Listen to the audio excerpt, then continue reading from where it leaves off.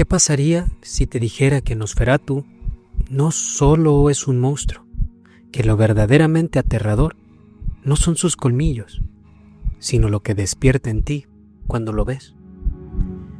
¿Te ha pasado alguna vez que algo te asusta, pero también te atrae? Eso que no quieres mirar, pero no puedes dejar de observar. Eso es Nosferatu. Desde sus orígenes en el folclore europeo, el vampiro ha sido muchas cosas: un depredador, una advertencia, un símbolo de lo prohibido. El cine lo adoptó como figura de miedo desde el expresionismo alemán, y Nosferatu de Murnau lo convirtió en ícono. Pero Robert Eggers no está interesado en repetir fórmulas. Su Nosferatu no solo chupa sangre, chupa atención, deseo, miedo. Es el vampiro del siglo XXI. Sexual, sugerente, silencioso. Una criatura que no solo viene a matar, viene a recordar algo que intentamos olvidar, que el deseo también puede destruirnos. Este video explora cómo Robert Eggers transforma el mito del vampiro en un espejo, uno que no refleja nuestra cara, sino nuestros impulsos más oscuros, esos que nos avergüenzan, esos que deseamos, esos que, como Nosferatu, acechan en la sombra, esperando entrar. El vampiro desde siempre ha sido algo más que un monstruo. Es un reflejo, una figura que toma lo que otros no se atreven a pedir, una excusa para hablar de lo que no queremos hablar. Y sí, Nosferatu bebe sangre, pero lo que realmente absorbe es tensión y deseo. Desde Drácula hasta Let the Right One In, el cine ha entendido que el vampiro no muerde solo por hambre, muerde por necesidad, por anhelo y muchas veces por amor. Pero el amor que ofrece no es romántico, es prohibido, peligroso. Traspasa la línea entre la seducción y el sometimiento.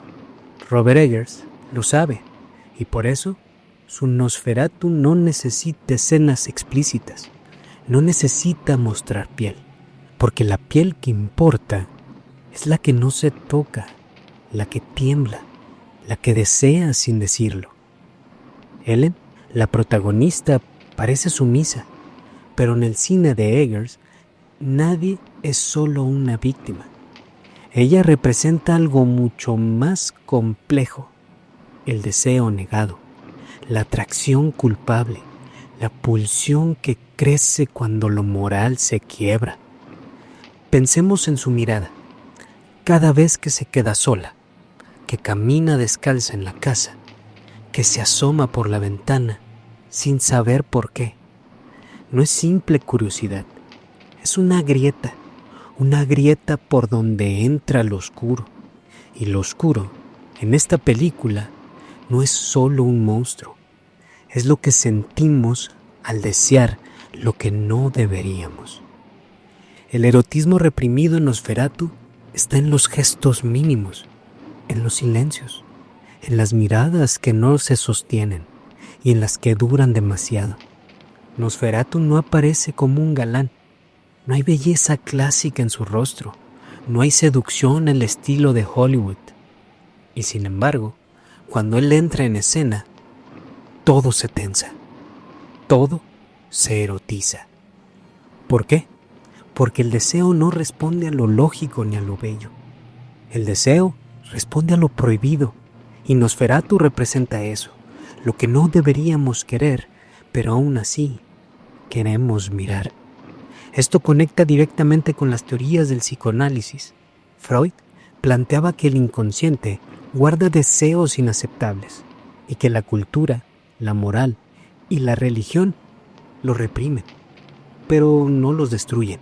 Entonces, ¿qué hacen esos deseos?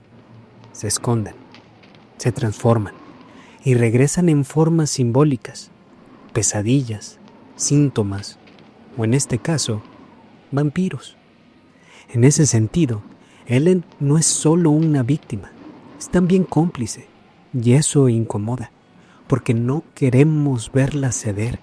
No queremos pensar que en el fondo ella también lo espera, pero lo hace, tal como nosotros, como espectadores, también esperamos esa escena, esa entrada en la noche, esa mirada entre la sombra y la cama.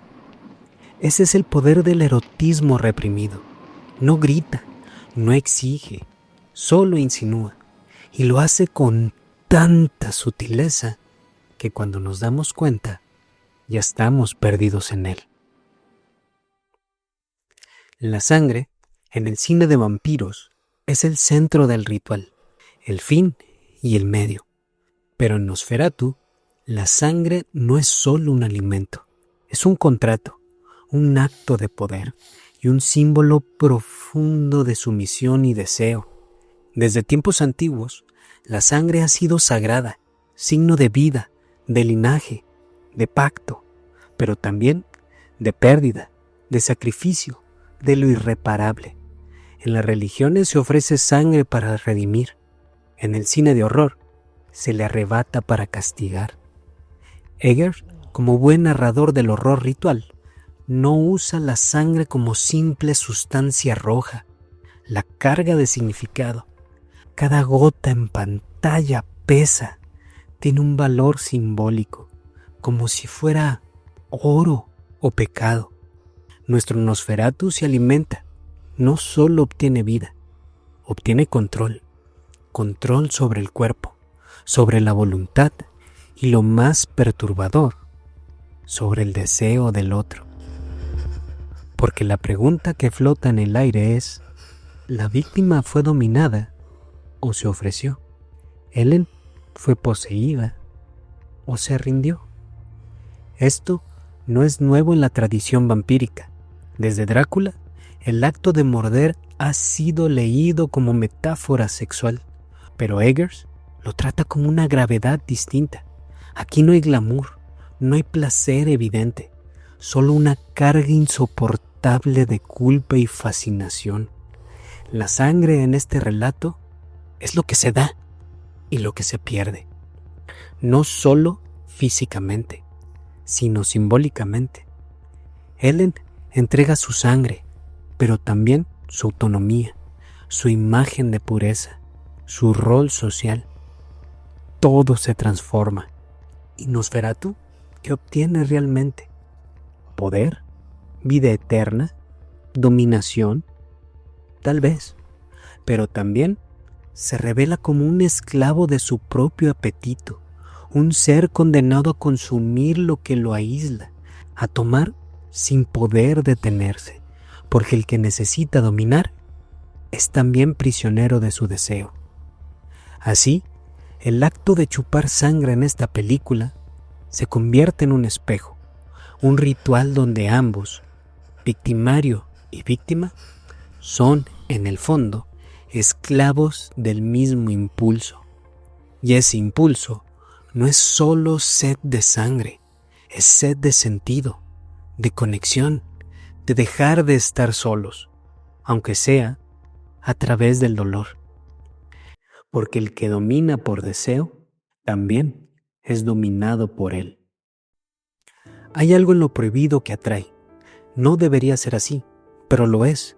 Y el cine lo sabe, lo explota, lo esconde y luego lo insinúa, porque lo que se oculta se vuelve más deseable. Y en Nosferatu todo está oculto. Robert Eggers construye su historia como si fuera un templo prohibido, oscuro, frío y lleno de símbolos que no se explican, solo se intuyen. No hay grandes escenas de terror, no hay gritos, ni sangre a chorros, pero hay tensión contenida, y esa tensión es deseo de ver lo que no deberíamos ver. Lo prohibido es el motor de la narrativa aquí. El tabú es el hilo que une las escenas.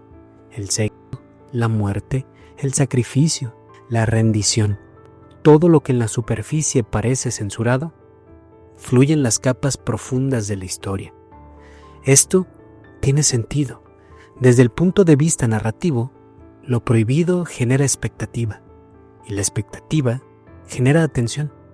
Cuando el espectador no sabe que está viendo, pero siente que está por pasar algo importante, queda atrapado. No puede mirar a otro lado. Eggers domina esta técnica, oculta, deja espacios en blanco y en esos espacios coloca a sus personajes y a nosotros. Ellen no es solo una figura pasiva. Ella representa la tensión entre deber y deseo, entre lo moralmente correcto y lo secretamente anhelado. Cada plano en que aparece sola, cada escena en que se acerca a lo peligroso, es un guiño a esa tensión. Sabe que lo que hace es incorrecto, pero igual lo hace. Y eso nos incomoda, porque todos entendemos ese impulso. La película no nos lo dice, pero nos lo hace sentir. Y esa es la clave. No es una narrativa obvia, es una narrativa simbólica, donde el acto de cruzar un umbral, de entrar en una habitación, de abrir una carta, es también cruzar una frontera moral. La figura de Nosferatu funciona como un catalizador. Él no es el conflicto. Él es la excusa, el disparador que hace que todo lo oculto se vuelva visible. Y en ese proceso, la película no necesita explicarse, porque el espectador completa los espacios vacíos con sus propios miedos y sus propios deseos. El horror de Eggers no está en el monstruo, está en lo que el monstruo revela. No se trata de morir, sino de caer en la tentación, caer en lo que no debemos mirar, caer en nosotros mismos y descubrir que tal vez no queríamos que el monstruo muriera, queríamos que entrara, solo para ver qué pasaba.